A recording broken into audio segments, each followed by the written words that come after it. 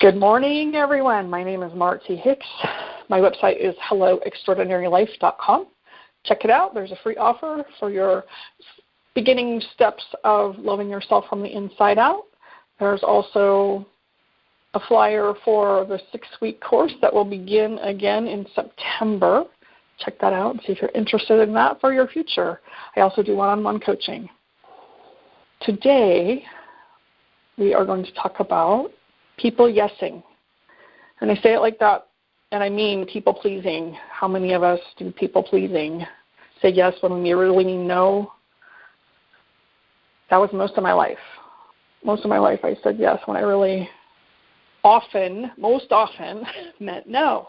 Because I didn't want to, but I didn't know how to say no and be okay with no. It's a place of, it comes out of that place of not enough, overachieving, because we're not enough, so it's always trying to overachieve, overcompensate, to say yes to everyone so that everyone will be happy except me and you, because you say yes all the time. And then be resentful because I've said yes to something I really meant no to. And then I try to show up anyway. Now what happens? I've said yes, I've overcommitted, and nobody gets my best. Nobody gets 100% of anything I'm doing because my time isn't managed well. I have way too many things on my plate, and I'm getting more resentful. Ultimately, I end up quitting something or not showing up. In the long ago days, I would just not show up. I wouldn't even call. I would just not show up because I really meant no. Then people are wondering where I'm at and why I'm not showing up. And I'd have some excuse or some lie because I really meant no. I said yes because I want you to like me. Now I've just let people down, including myself, because I've said yes. And I don't know if you like me or not because I said yes. I said yes in the hope that you would. And that let me keep you happy, so because I need that from you, so I feel okay. It's quite a paradox of what really does not work well. That's just the layout, and it often comes out of that shame, being shamed as children, criticized as children. Children are to be seen and not heard. I was the wallflower, trying to fit in. So I yes to everybody and compromised.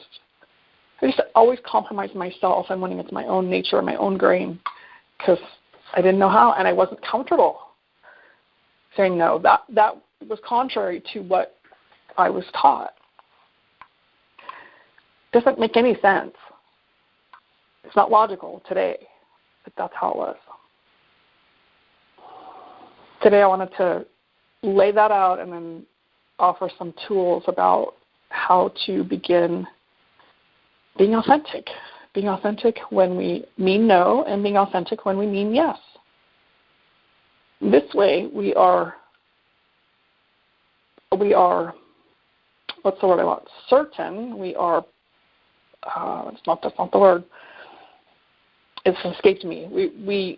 We're specific about where we're putting our time and energy, right? Purposeful, that's the word I want. We're purposeful, and then when I'm choosing consciously and purposefully about where I'm putting my time, then I'm putting my time, I'm fully committed, and you're getting my best. Some of the things I've learned, one of the ones that worked probably the best for me was to stop when I'm super excited about what you're up to. Yes, I want to be a part and I want to help. And I feel inspired in that moment. And then I pause. I stop myself from just automatically saying yes. I pause and I ask, by when do you need an answer? Can I have 24 hours? So 2 questions. By when do you need an answer? Can I answer you within 24 hours? This way, I have time to really look at my life and really know if I have more questions What kind of questions do I have about what I'm about to commit to? That's the other piece of it. Ask questions that you need to know. When you're in the moment, the 24-hour pause or a moment of pause, you have that time to consider, how is this going to fit in my life? What kind of time commitment is it? Because it's always more than you think. Every time I've said yes, it's always, almost always 100% more than I think. Because now I have a learning curve. I don't know what the job is or the commitment is until I'm in it. So it's going to take a little more time in the beginning, especially, just to figure out what I'm doing. So asking those questions of the person that you're committing to, or the job you're committing to if you're volunteering, or the job in your paid job, so that then you can be successful in your authentic yes or authentic no. And you can mean it. And then down the road, you're not resentful because you really meant no and said yes, because you took the time. That's probably been the most effective tool for me, is to just stop and say, can I have 24 hours? And sometimes they don't need an answer right away. And if they need an answer right away, it's automatically no for me, because then I know it's just it's an ego thing, and then I'm going to get engaged in an ego thing, and it's not going to work for any of us. It's not going to, in the long run, I'm going to be angry and resentful because I said yes because I felt pushed or bullied or backed against the wall. I learned that I saw a lot of salespeople doing that. That's where that came out of for me. But then I also saw other people in we need to fill a position, let's say. Well, now you only have a warm body in the position because I said yes to a position that I didn't really want to do. Mm-hmm. So taking that time, honoring myself, loving myself enough to say, let me have 24 hours, let me have 2 hours even, but at least 24. I like the 24. That's the 24 rule for me, to consider it and then be true to myself. Sometimes Spirit will push us, our intuition will go, you need to do this. I'll still pause. I may not take 24 hours in those moments, but I'll still pause. And maybe speak to someone for a minute about it, just to get it out of my brain and my excitement and making my commitment out of excited place. Because now I'm making it on emotion. I'll quit on emotion too when I feel overwhelmed by it. I had some other things I wrote down, but I left my notebook at home. Oh, my screen just blanked out and came back. Are you still there? Yeah, I'm here. Okay. Telling me no active speakers. That's weird. I hope it didn't stop recording. It did that one other time it stopped recording. So anyway, is there anything that you do, Susan, so that you are authentic in your yes or your no?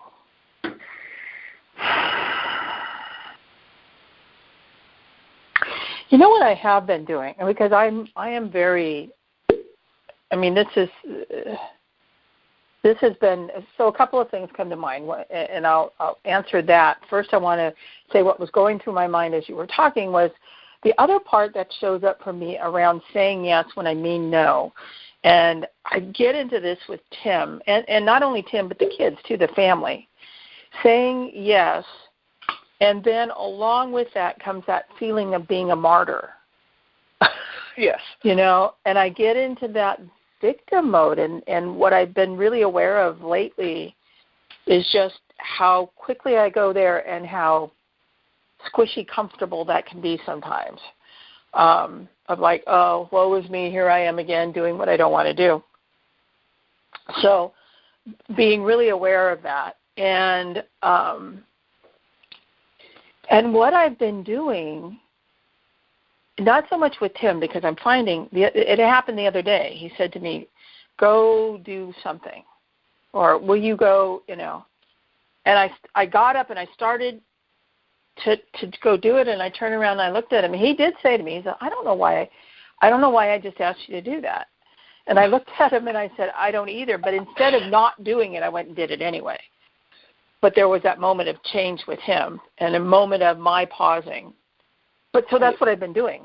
It's just spending that moment, kind of pausing. It's like something's come up. This is really interesting with this topic because the woman that's supposed to be doing the chair for the Tahoe retreat, which is coming up in 2 weeks, has gone to Oregon because one of her dear friends, I guess her husband, is in hospice. And she said to me, she didn't ask me to do it, but she said to me, I'm not sure if I'll be back, and I'm pretty sure, she said, that I will be back in time for the retreat, at which point my ears perked up. It was like, ooh. And she says, I talked to Bonnie. So, and there was no mention of me doing it, but I got very clear at that moment as I just paused that I am not going to do that. Because there would have been a time I would have said to her, oh, well, don't worry, I can step into that role. And I was talking to Anna this morning, and she said to me, well, would you be willing to do that? And I said, absolutely not. I will support in any way in the background, but I want this weekend for me just to be a non-participant from a not wanting to be up in front and doing the leading. So so that was kind of, that felt good because it was a very positive sense from inside that this was not my job to do this weekend or the coming weekend. But I totally get the people yesing, and everything you said was so true. It is so much about wanting you to like me. And if I don't, and much better. It is much better with years of recovery, but there's still those moments, depending upon the person, depending upon the situation, and depending upon my level of feeling okay with myself. I still might say yes when I mean no. And when I go back and I look at those times that I did that, like around sponsoring people, when I got a very clear no from, the universe, and I went ahead and did it anyway. It did not show up good. Yes, exactly. And that happens quicker and quicker today. That's part of the pausing for the 24 hours.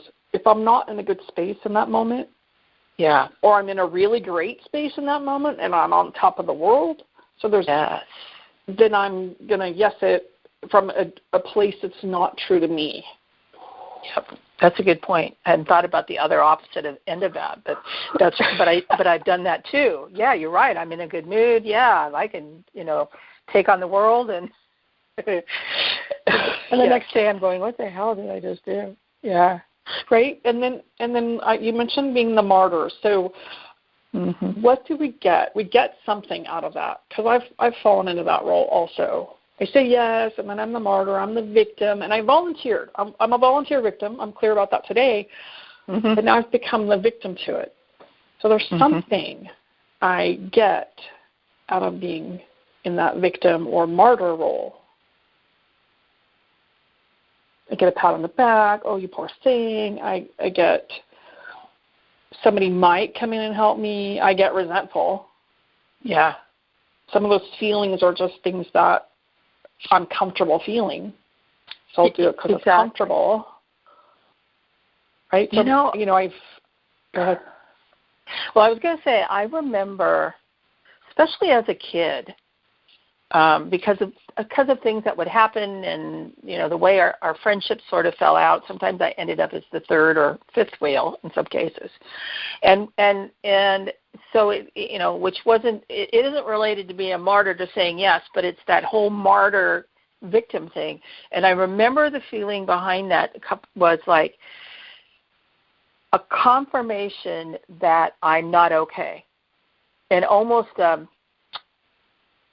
see, I'm not okay. This proves it. Yep.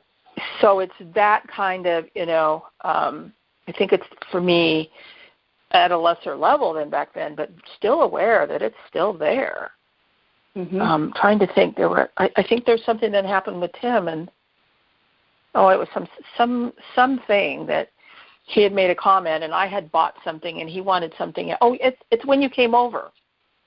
The night we did your, I told you about, when you came over for your wedding planning. Oh, yeah.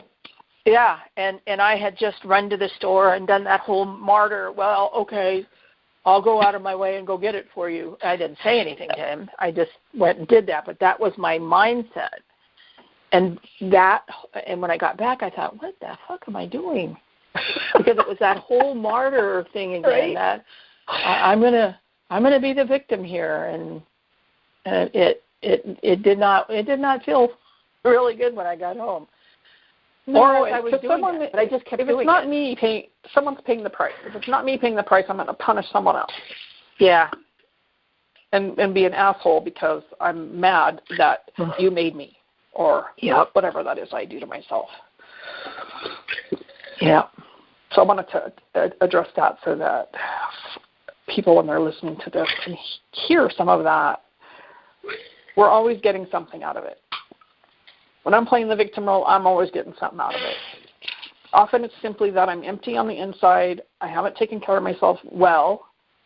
Yeah. So I start looking externally again to fill up that hole. Yep. And I recognize it really quickly because it doesn't feel good. My nature today is to be authentic. When I'm not, I get quickly reminded. Mm-hmm. So the more we practice the pausing, the taking that 24 hours before we say yes to something, especially big things. The little things, sometimes it's just, yes, honey, could you give me some water? Sure, I just sat down, but, I didn't hear the whole question. Last night it happened. He said, my water's empty. I said, I only heard you ask me to bring it to you. It was empty. He asked me if I would fill it and bring it to him, and I didn't hear the whole question. So rather than making him bad and wrong about it because I didn't hear him, I got up and went and filled it because that's what he'd asked. And those things, I'm clean in that. Yes, honey, I'll go fill your water. It's a simple thing, but it happens a lot. Not that I don't hear him a lot, but that that we're asked to do things. Mm-hmm. The small things, yes, be clean in it. Just be clean in it. If he's asking me to do some things, then I'll look at him and go, why? Why are you asking me that? Because I need help. Oh, all right. I help. It's the bigger commitments that we say yes to, and then down the road somewhere, and it's usually not very far, we start realizing that it's more than we bit off way more than we can chew, and then we add to it and we do more yeses. Those are the things that I'm talking about. Yeah. So thank you for being here today. Taking time out of your day and being on the call. You are very welcome. Thank you for taking your time to doing the calls. Yep. Every week, live recording. You can find the recordings on, I call them insider calls because our work is inside. So I call them insider calls on my website. Again, helloextraordinarylife.com. And you can find all the recordings from all the past calls there. So I'm going to stop the recording.